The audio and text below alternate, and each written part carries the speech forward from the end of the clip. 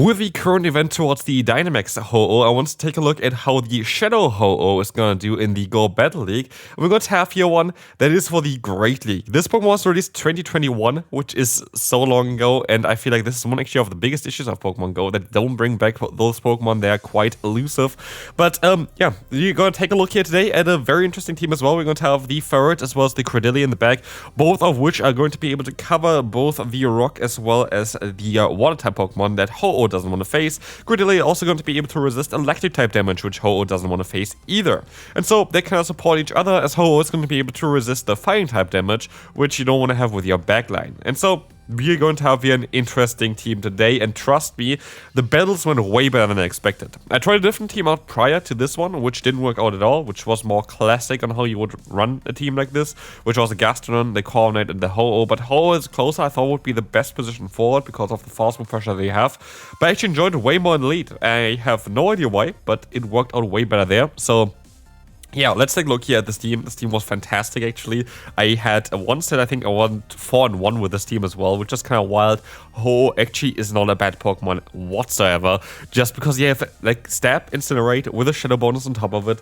You have Brave Bird, which one-shots everything. You have Earthquake for Bastions, for example. It's kind of wild. Here, we survive with 1 HP, which is actually crucial that we survive this move, because now the opponent is forced to go for a charge move, and it's forced to swap out here, which you're gonna be able to now retaliate as well with the Ho-Oh. Brave Bird is coming through, goodbye there, in comes the Jellicent, and at this point I know I win because I had the Brave Bird stored there as well. Even if they would have went for the Surf, we would have had the shield still, but Brave Bird is going to knock out everything. Oh no, horrible lead for us, Morpeko. Morpeko is a horrible lead for us. So we're going to have the Ferret as a Safe Swap, which is also not great against Morpeko. And we have, of course, Ho-Oh here in the lead, which is absolutely horrible for us, because they do super effective damage against us. But they swap out into the Jellicent, and I'm quite happy about that, because I can just go for one more Brave Bird, and I can just swap out into my Ferret, which is now going to have the best matchup possible, where you're going to be able to go ahead and go for the Trailblaze against the opponent. Now we have the resistance for the fast move. Surf doesn't two-shot us. It's actually a really nice matchup for ourselves now. And also we still have the Credilli then later on against the Morpeko, because we're going to be able to align ourselves, which is fantastic. So yeah, let's see what they have in the back. Because, oh, they actually go into the Morpeko, which is interesting. They're going to knock out our Ferret. But now actually it's a little bit more awkward, because what we have here is Morpeko as a Dark-type form, which means we don't resist the damage with our Credilli, and we swap out into our Ho-Oh, they swap out into their Azumarill, and I'm now in a very solid position, because I know I should be able to win against that Azumarill. I am going to use a shield early on, because I feel like if I go for a Rock Tomb first, I need to go for 2 charge moves anyway against Azumarill. If I go for a Rock Tomb first and debuff the opponent, and then go ahead and try to... Oh, okay, we are actually going way higher than expected, way much over. The opponent also doesn't even go for a charge move. I thought I would still survive a move from the Azumarill and then win with that later on, but as we'll see here, the opponent is going to swap out into their Morpeko. They clear the debuff. I catch the move onto my Ho-Oh. I know I was one fast move away, but I was kind of worried that I wouldn't get to a move with the Ho-Oh because of the bubble damage coming in there, and I have no bulk, and I'm a Shadow Ho-Oh in the Great League. But I will be able to still win here with my Credilli, because they're bulky enough to take an Ice Beam, and we're going to be able to knock them out with one or a Rock Tomb. That was a very close one. Okay, Ho-Oh against Primeape. This is exactly where we want to face this Pokemon. This is basically the only matchup where Primeape is not that difficult for us, but it's still actually quite difficult, because what we see here is that the opponent is going to outspeed us quite easily, and so we're forced to use a shield. I know I could have went for a Brave Bird straight, but I didn't want to debuff myself because I need to get rid of them, and I should have went for a charge move before swapping out here, but I just swapped out immediately because I saw them swapping out. You don't have a lot of time with Ho-Oh to make decisions. Like, you really have to be quick in what you're doing. This was mostly not the best decision that I could have made, but it is what it is. We're going to have the Clodsire against us. I should shield this move up. Hopefully I do shield this move up. I don't. I would have been able to very likely get to 2 Swifts if I shielded here, which would have been great. But I can still go for a Brave Bird here, very likely just knocking them out. I do knock them out with it, and I have to swap out straight away because they were debuffed. Corviknight in the back, I do feel like we're going to lose this battle. I don't really see on how we're going to be able to come back from this one, because let's be real, like, the opponent has a shield advantage. Corviknight is quite alright against the Credilli. We have the advantage that they didn't go straight for the move, which means they're debuffed right now. But, like, what am I going to do now? Like, the opponent still has 2 shields left. They still have their Credilli. Yeah, we have still our Credilli here, but they're going to be able to do some damage against us. They swap out into the Primeape, and this is such a weird play. Because what I can do now is I can let this move go. I knew that it was just a Rage System, it was way too fast. And I still have a Rock Tomb stored, I just need to get rid of the final shield. And I should be able to do it here with my Ho-Oh. The only issue that I have here is I should have went for actually the Rock Tomb before I went out into my Ho-Oh. Because now they can farm me down. And if they win CMP, they go for the charge move. This is such a mistake from the opponent. If they didn't do that, they very likely would have won, because I'm fairly certain Corviknight wins Team Peter against Cordilli. I'm actually not too sure now anymore. I will check that out real quick. I need to kind of... Like, this is something that I can definitely improve on myself. It's just, like, who wins CMP against what. Like, I know it for most of the Pokemon, but some are very close. For example, Cordilli is 103.5 attack, while the Corviknight is 105.5. Yeah, Corviknight wins CMP tie, which I expected. So, by just 2 attack points. It's a very close range there in the Go Battle League. If you have, like, a high attack Cordilli, for example, Cordilli wins Team Peter, it's quite fluid there in terms of what can happen. Anyway, I could have went for a Brave Bird here before swapping out. That maybe would have been in play, but I decided to swap out here for one specific reason. I decided to swap out here because I was thinking that I might be able, with my backline that I have, to get rid of the final shield and then guarantee land a Brave Bird or an Earthquake against something and just one-shot it.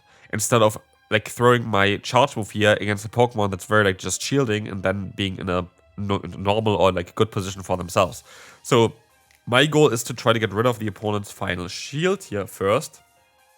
But I'm not sure if this is going to work out. This is going to be a CMP tie on the Shadow Ball. I want to have this happening because if they let this move go, I can stop out and farm them down. If they shield this, I can stay in and then, yeah, go for another charge move. But here, as you see, we can farm them all the way down.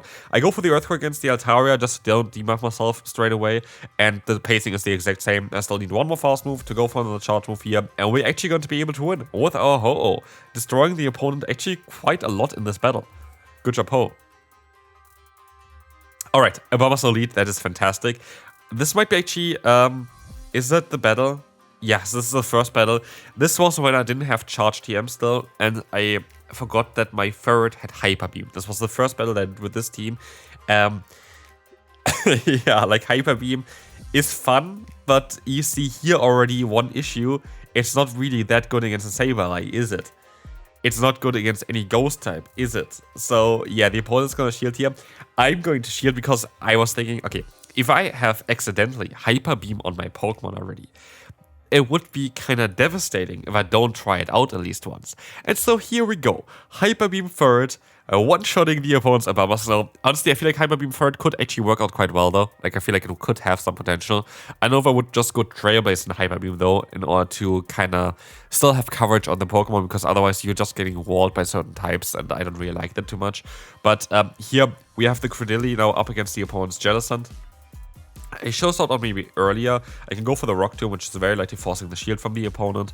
But let's see here, it does. But we are actually not in a great position because we would need to still get to another move. We are one fast move away and I'm fairly certain they're going to knock us out. And the main reason actually why we are going to lose here is because we don't have Trailblaze. I would have very likely been better off having Trailblaze here in this battle. But it is what it is. Good game to the opponent. We barely lose here by just 1 HP, but we just survived the Hex and would have won this. But yeah, it is what it is. Alright, every other battle here does have Trailblaze. I changed it immediately after the first battle that was just there. Always, by the way, the battles in my videos are randomized in terms of the order they're in.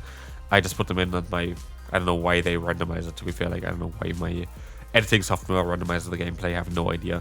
But, yeah, basically, what we have here now is Trailblaze, actually, which is fantastic. So I boost myself up here for the next upcoming matchup, which is going to be up against the Corviknight, where actually Trailblaze is helping us out more than a Hyper Beam, for example, would have done, as we are going to do some more fast move damage here. We have more damage coming through from the Swift now as well, and I'm fairly certain damage per energy wise, a boosted Swift is stronger than a Hyper Beam, like damage per energy. Yeah, should be kind of the way at least, because the boost kind of helps out quite a bit. So, Ho-Oh up against the opponent's Corviknight. I am going to be forced to use a shield here. Kind of sadly that I don't have here the Sacred Fire, but here's, for example, one of those matchups where it would be kind of cool to hit an Earthquake. We're sadly not going to be able to do that, but Earthquake has actually quite a lot of play in the current Great League meta, and I do think that Earthquake is the better move generally if you can land the moves in the current Great League meta. The only benefit of having Sacred Fire is that you have the 50% chance of dropping the opponent's attack. which can help out quite a lot in a lot of matchups. So, but generally speaking, I do think that Earthquake is the better coverage move because there are quite a lot of Pokemon that are weak to ground type damage in the current meta, like the Bastion, like the Stunfisk here. There are quite a few. Empoleon, of course, Empoleon, which most like one shot with a Shadow Sacred Fire from a Ho-Oh as well. But here we have the Stunfisk against us. We're gonna be able to get to the move here, which is gonna be, by the way, the Mud Bomb, of course.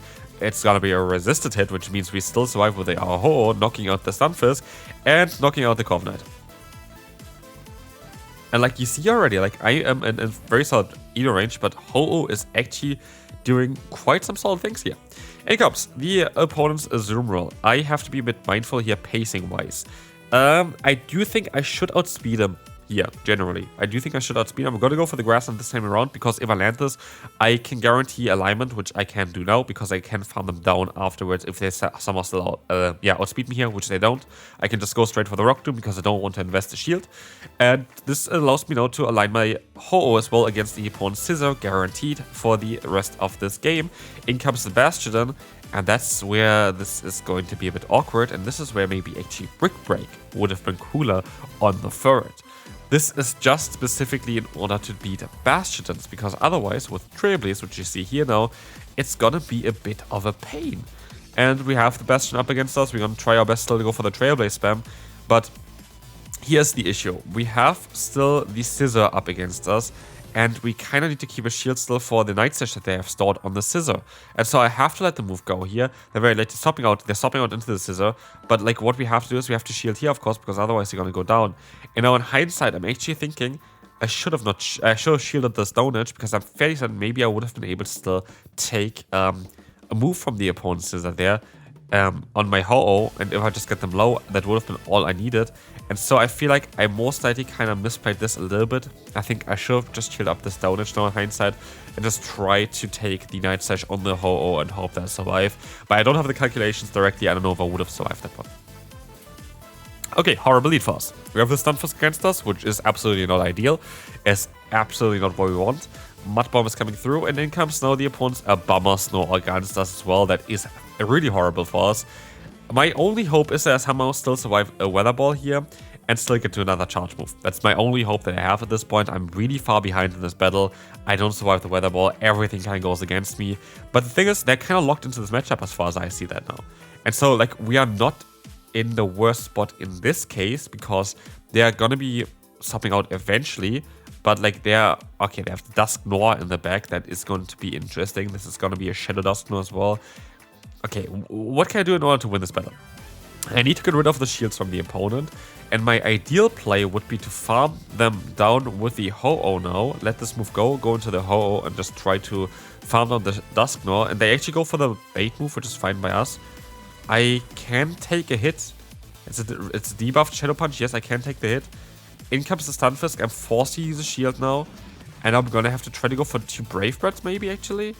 I have to see. Okay, they get to another move. That's kind of unfortunate, because what we know now is that they had too much energy for me to deal with the Ho-Oh. I thought they had less energy on their Stunfisk, but I know that they're going to outspeed me before I get to another Brave Bird. There's no way that they're not going to outspeed me. So I'm forced to stop out of here. Hope they get to another move. I don't get to another move. And with that, this game seems to be over as they stop on the Dusknoir. Funnily enough, they nearly gave me the game back again. If I would have knocked out the Dusknoir with a 1 fast move there, I would have won the battle. But they sadly knocked me out with 1 Astonish. Okay, we're getting hardwalled here in the beginning, but let's see if we're going to still be able to come back from the final battle. We're going to have the Swift here up against the opponent's Fortress. Fortress, of course, would be ideally up against our Ho-Oh, which is going to do some double super effective damage with Shadow Incinerate against a Shadow Steel type, but we don't have that here. And Swift is coming in. We are going to see here that I don't know if I would have got to the Swift there. They kind of waited out a little bit for knocking me out. But I can now go for a Brave Bird against the opponent's Lapras. That's also fine, giving me a guaranteed shield. And I can swap out here now, which is fine as well, as Cordelia is going to have a solid matchup. We're forced to use a shield here just in case they're running Ice Beam. Ice Beam is quite rare though on Lapras. And they do run Ice Beam, so like that's going to be kind of unfortunate for us as they're going to reveal their final Pokemon being the Sableye. I can go for the Rock Tomb, which now allows me to take the hits a little bit easier. And my goal is for them to just throw, me letting this move go, swapping out into my Ho-Oh, farming them down, and getting to a Brave Bird against the Lapras. But I'm forced to use a shield here, which is unfortunate. I just have to hope that the Lapras cannot get to another move against my Ho-Oh, and they can. And that's basically not it, actually, because we have some energy advantage on our Credilli. Like, this is the thing as well, we actually had more than one shot restored on the Credilli. Can we still get to another move before they get to a Sparkling Aria? We cannot. They're going to knock us out here. That's going to be it for this video. Ho was actually really fun. Do the Dynamax raids for this Pokemon as well. And we'll see you then. Bye-bye.